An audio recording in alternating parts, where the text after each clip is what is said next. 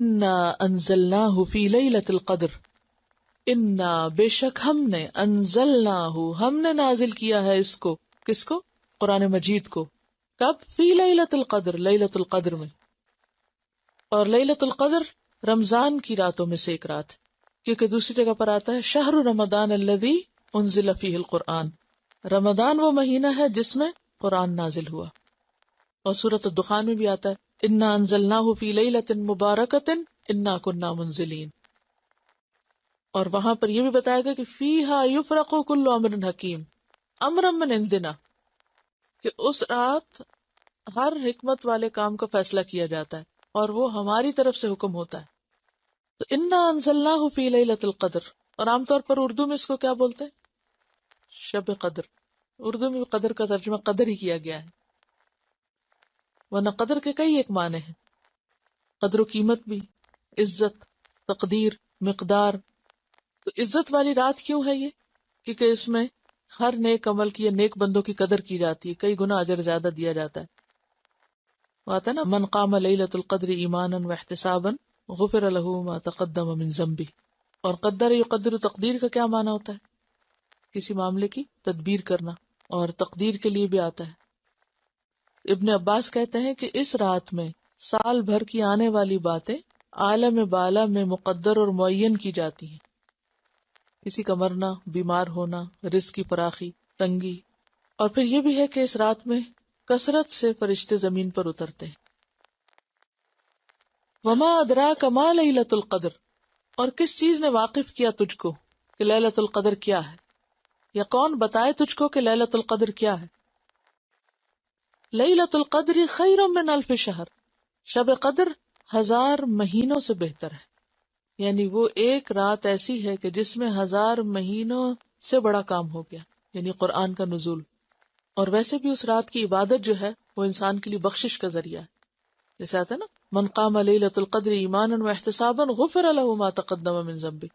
تو جس کو یہ رات نصیب ہوگی وہ بہت خوش قسمت ہے۔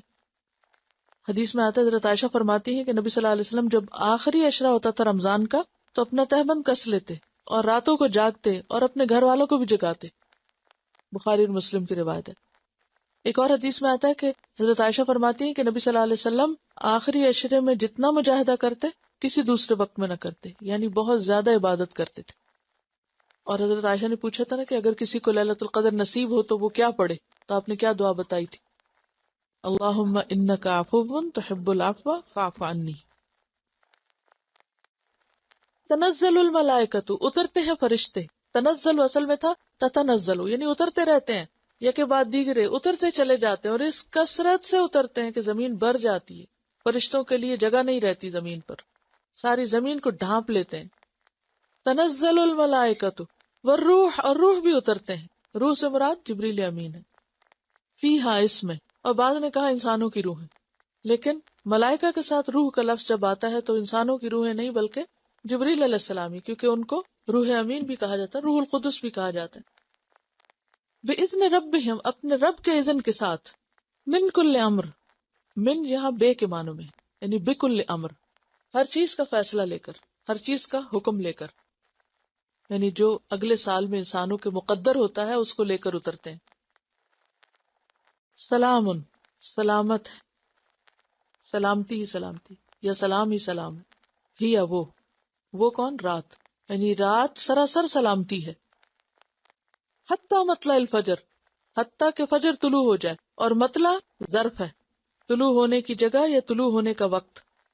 سلام ہی حتی مطلع الفجر، یعنی اس رات میں اتنے فرشتے اترتے ہیں، اتنی رحمت، اتنی خیر اور اتنی برکت اترتی ہے کہ ساری رات اس کا سلسلہ چلتا رہتا ہے۔ کوئی رات کے پہلے حصے میں جاگے، کوئی آخری حصے میں، کوئی پوری رات، جیسا بھی کسی کو توفیق ہو، جتنے بھی وہ خزانے سمیٹ سکے۔ تو بات یہ ہے کہ اس میں سلامتی ہی سلامتی ہے۔ اس رات کو اتنی فضیلت کیوں دی گئی کہ یہ 1000 مہینوں سے بہتر ہے؟ کس چیز کی وجہ سے؟ قرآن کی وجہ سے۔ یعنی جس قرآن کی اتنی قدر ہے، اتنی قدر و منزلت ہے، اتنی عزت ہے، اتنا شرف ہے کہ جس رات میں اتارا گیا اس رات کو اتنا مقام مل گیا۔ یہ بالکل وہی کانسیپٹ ہے نا جیسے تین اور زیتون اور طور سینین اور بلد الامین کو کس وجہ سے اتنی عزت ملی؟ پیغمبروں اور وحی کی وجہ سے. تین بڑی کتابیں یہاں اتری، ایک جگہ انجیل، دوسری جگہ تورات، تیسری جگہ قرآن. تو جگہیں بھی کس وجہ سے معزز ہو جاتی ہیں؟ کہ ان میں کام کیا ہوتا ہے. مسجد کیوں افضل ہے آپ زمین سے؟ کہ وہاں عبادت ہوتی ہے. تو کوئی بھی مقام، مکان، چاہے آپ کا گھر ہی ہو، جہاں اللہ کا ذکر ہوگا وہیں پر رحمت اور برکت نازل ہوگی. اور پھر وہ اوقات بھی بہت بابرکت ہو جاتے ہیں جن میں اللہ کا ذکر ہوتا ہے. اسی لیے آپ دیکھیے کہ رات کے اوقات میں تہجد کا وقت خاص طور پر عبادت کا وقت ہے. اور پھر رمضان کو کیوں عزت ملی؟ روزہ تو ہے لیکن شہر رمضان الذی انزل فیہ القرآن، رمضان وہ مہینہ ہے. رمضان کی پہچان کس سے؟ روزے سے نہیں کرائی گئی، یہاں قرآن سے کرائی گئی. شب قدر کو قرآن کی وجہ سے عزت دی گئی، البلد الامین کو اسی وجہ سے عزت دی گئی. تو اگر ہم اس کی قدر کریں گے، اس کو پڑھیں گے، اس کا حق ادا کریں گے، یہ ہو نہیں سکتا کہ پھر اللہ کے وعدے پورے نہ ہوں. اتنا کچھ جاننے کے باوجود پھر بھی افسوس سے کہنا پڑتا ہے کہ بہت سے لوگ اس نعمت سے غافل ہیں، اس سے محروم ہیں، اس کی قدر نہیں کرتے، اس کی طرف توجہ نہیں دیتے، اس کو اہمیت نہیں دیتے. دنیا کا علم برا نہیں، لیکن اس سے دین کو چھوڑ کر حاصل کرنا، دین کا پتہ کچھ نہ ہو اور صرف دنیا کے پیچھے انسان بھاگا چلا جائے تو خسارہ ہے. وہ علم انسان کو اور زیادہ اللہ سے دور کر دیتا ہے.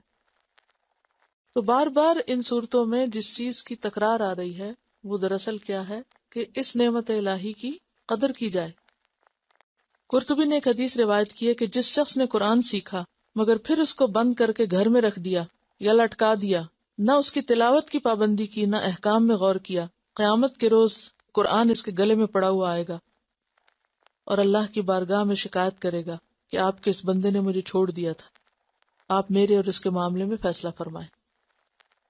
جیسے ایک اور جگہ پر آتا ہے نا، القرآن حجت لک و علیک، یا تو قرآن تیرے حق میں حجت بنے گا یا تیرے خلاف بنے گا، یا تو تیری سفارش کرنے والا ہوگا یا تیرے خلاف مقدمہ قائم کرنے والا ہوگا. تو یہ کتاب کو معمولی کتاب نہیں. ہم اس کے لیے قدر و عزت و منزلت بس کتنی سمجھتے ہیں تو بس اوپر رکھ دیں، یا پھر یہ کہ اس کو چوم لیں، یا یہ کہ اس کو صرف ظاہری عزت و منزلت دیں، جبکہ جس مقصد کے لیے آئی ہے اگر وہ پورا نہیں کیا جائے گا تو صحیح عزت اور قدر و منزلت اس کی ہو نہیں سکتی. وآخر دعوانا ان الحمد للہ رب العالمین. سبحانک اللہم و بحمدک، اشہد ان لا الہ الا انت، استغفرک و اتوب الیک. السلام علیکم و رحمۃ اللہ وبرکاتہ.